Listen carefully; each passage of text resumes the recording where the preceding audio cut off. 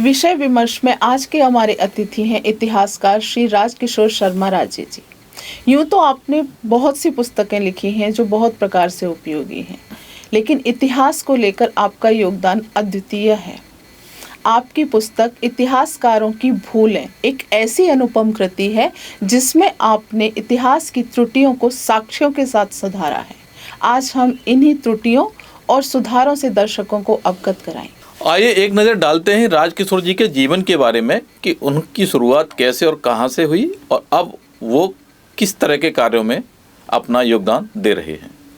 आगरा के गोकुलपुरा निवासी राय साहब नंद किशोर शर्मा जी के घर 19 जनवरी 1949 को जन्मे राजकिशोर जी को पूर्वजों की जो विरासत मिली उसे उन्होंने सहेज कर रखा है, जो हर किसी के लिए संभव नहीं है। यही नहीं, इस ऐतिहासिक विरासत को उन्होंने अपने लेखन कार्य से बढ़ाकर दोगुना कर दिया है। राजकिशोर जी की एक अन्य पुस्तक तवारीख-ए-आगरा ऐसी ऐतिहासिक पुस्तक है जिसे पढ़कर आगरा और मुगलों के इतिहास को आसानी से समझा जा सकता है।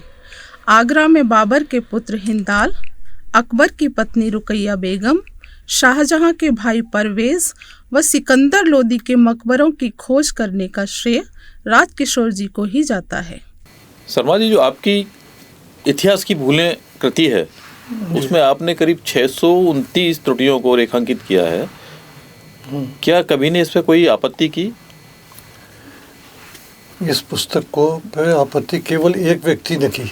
हालांकि जब ये पुस्तक आई तो मैंने जितने लोगों की पुस्तकों पे आपत्ति थी उनके लेखकों को, और लेखक अगर जीवित नहीं है तो उसके प्रकाशकों को मैंने इस पुस्तक की प्रतियां भेजी कि भाई इसमें ये मैंने लिखा है, कोई कमी हो तो मुझे बताया। मैं भी जानना चाहता था कि अगर कोई कहीं मुझसे कोई गलती हुई है या कोई बात है तो मेरे सामने आनी चाहिए। तो केवल प्रभात प्रकाशन के अलावा किसी ने आपत्ति नहीं की। प्रभात प्रकाशन के मालिक प्रभात कुमार जी का फ़ोन आया मेरे पास। उन्होंने कहा कि आपने इसमें मोहम्मद के साहब की उसमें पुस्तक में भी गलतियां बताई हैं, जबकि मोहम्मद के साहब तो पद्मश्री हैं और राष्ट्रीय स्तर के पुरातत्वविद हैं।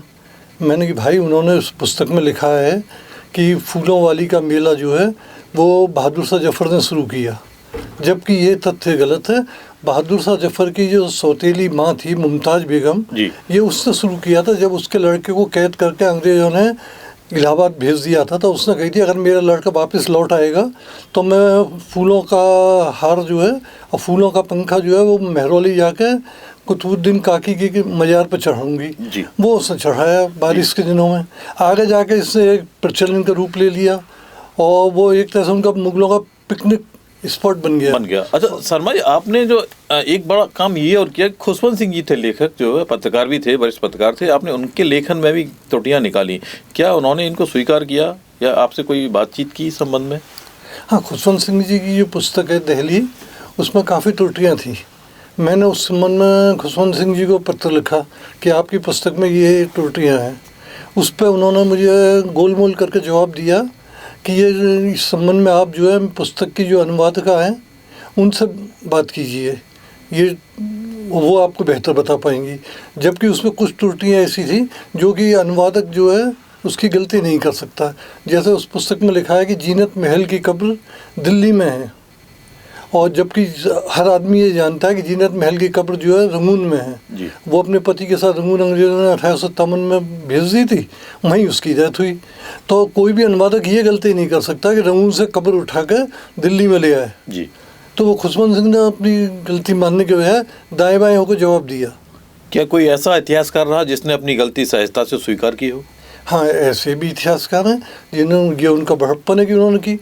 पी.एन. ओक साहब, पुरुषोत्तम नागेश ओक साहब को मैंने उनकी पुस्तक जो है में गलती थी, उन्हें बाबर की लड़की का नाम गलत लिख दिया था मैंने, और दो एक गलतियां और थी। मैंने उनको पत्र लिखा, उन्होंने मुझे तुरंत जवाब दिया कि हाँ मुझसे जो है इसमें गलती हो गई, अगले संस्करण में मैं इसका सुधार करूँगा और इसके लिए मैं आपका हृदय से आभारी हूँ। शर्मा जी, आपने इतना बड़ा काम किया, 629 त्रुटियाँ और 91 पुस्तकों का जो तुलनात्मक अध्ययन किया, वो कैसे संभव हो पाया? ये देखिए, मोटे तौर पर तो ये मेरे करीब 50 साल के अध्ययन का परिणाम है, लेकिन इस पुस्तक को लिखने में मुझे 3 वर्ष का अवधि लगी। और मुझे करीब 350 किताबों को खरीदना पड़ा और कुल मिलाकर करीब 1000 पुस्तकों का अध्ययन करना पड़ा, तब जाके ये पुस्तक बनी। आपकी ये जो पुस्तक थी, इसके अलावा एक अन्य पुस्तक है जो इतिहास की दृष्टि से काफ़ी महत्वपूर्ण है और उपयोगी भी है, तवारीख आगरा। उसकी जो सामग्री है उसका उपार्जन आपने कहाँ से और कैसे किया? मुझे बचपन से घूमने का शौक़ है और ख़ास तौर पर निर्जन स्थानों पर और शून्य स्थानों पर और कुछ आबादी के स्थानों पर भी।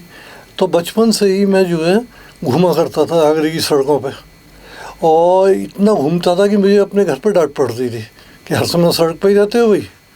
और एक मशहूर डॉक्टर थे प्रतापपुर में, डॉक्टर जी.के. बर्मन, उन्होंने हमारे पिताजी से शिकायत की, भाई आगरे के किसी भी कोने में किसी भी समय चले जाओ, तुम्हारा बड़ा लड़का जरूर मिल जाता है।